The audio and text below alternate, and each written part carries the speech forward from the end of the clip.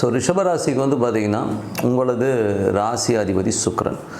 சுக்கிரன் வந்து 5ல் வந்து சுயசாரத்தில் இருக்காருங்க, 4ல் இருக்காருங்க. ஸோ 5ன்றது 4. ஸோ 4ல் இருக்கும்போது என்ன மாதிரி விஷயங்களை பண்ணணும்? 6ஆம் அதிபதி 4ல் இருக்கும்போது வேலையில் நல்ல ஏற்றங்கள், நல்ல லாபங்கள் வர்றதுக்கான விஷயங்கள்லாம் ரொம்ப சூப்பராக இருக்கும். ஸோ அது வந்து ரொம்ப நல்ல விஷயங்கள் தான்.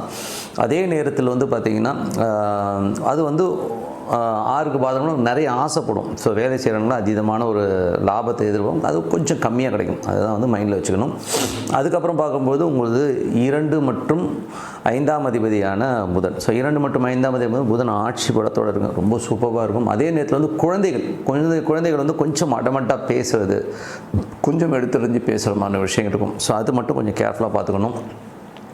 அதுக்கப்புறம் பார்க்கும்போது உங்களுக்கு 3ஆம் அதிபதியான சந்திரன். ஸோ 3ஆம் அதிபதியான சந்திரன் வந்து திங்கள் செவ்வாய் கிழமைகளில் மட்டும் கொஞ்சம் கவனமாக இருக்கணும். கொஞ்சம் சந்திராஷ்டம காலகட்டம் கொஞ்சம் கேர்ஃபுல்லாக இருந்துக்கணும்.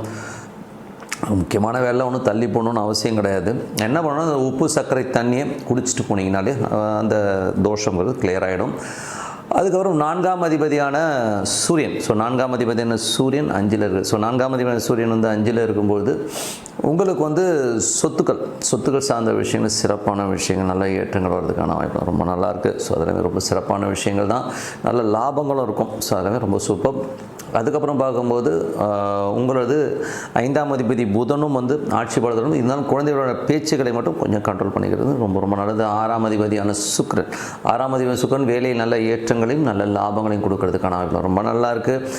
கடன் கேட்ட இடத்துல கிடைக்கிறதுக்கான வாய்ப்புகளும் ரொம்ப நல்லா இருக்குங்க. ஸோ அதுக்கப்புறம் உங்களுக்கு 7ஆம் அதிபதியான செவ்வாய். 7ஆம் அதிபதியான செவ்வாய் வந்து பார்த்திங்கன்னா உங்களுக்கு வந்து 6ல் இருக்கும்போது கணவன் மனைவிகளோட சின்ன ஈகோ கிளாஷஸ், கொஞ்சம் எமோஷனாக பேசுகிற மாதிரி விஷயங்கள் இருக்கும். ஸோ அதை மட்டும் கொஞ்சம் கேர்ஃபுல்லாக பார்த்துக்கணும். பார்ட்னர்ஷிப்ஸ் சம்மந்தமான தொழில் ரீதியான விஷயம் சின்ன ஒரு கிராஃப் இருக்கிற மாதிரி விஷயங்கள் கண்டிப்பாக இருக்குங்க. 8ஆம் அதிபதி. ஸோ 8ஆம் அதிபதியான குரு. ஸோ 8ஆம் அதிபதியான குரு வந்து பார்த்திங்கன்னா உங்களுக்கு வந்து இப்போ வந்து 2ல் இருக்கிறது. ஸோ கொஞ்சம் பார்த்து பேசணும். ஸோ ஏதாச்சும் வந்து ரொம்ப ஆசைப்பட்டு அது கிடைக்கல அனும்போது எமோஷன் ஜாஸ்தி வர்றதுக்கான வாய்ப்புகள். குடும்ப நலத்தில் இருக்கவங்ககிட்டலாம் வந்து கொஞ்சம் பார்த்து பேசுறது ரொம்ப நல்லது. இன்வெஸ்ட்மெண்ட் சம்மந்தமான விஷயம் கொஞ்சம் கேர்ஃபுல்லாக இருந்துக்குங்க. அதுக்கப்புறம் 9 மற்றும் 10ஆம் அதிபதியான சனி உங்களுக்கு வந்து 11ல் இருக்கும்போது வெளிநாடு மற்றும் தொழில் ரீதியான விஷயங்கள் நல்ல லாபங்கள் வரதுக்கான ரொம்ப நல்லாயிருக்கு. ஏன்னா சனி வக்கரமாக இருக்குன்னா கொஞ்சம் ஸ்லோவாக வரும், அவ்வளோதான். மற்றபடி எல்லாமே சிறப்பு தான்.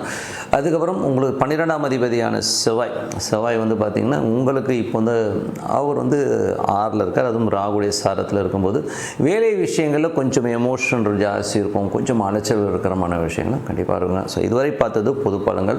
இப்போ பார்க்க போகிறது தசாபுக்தி பலன்.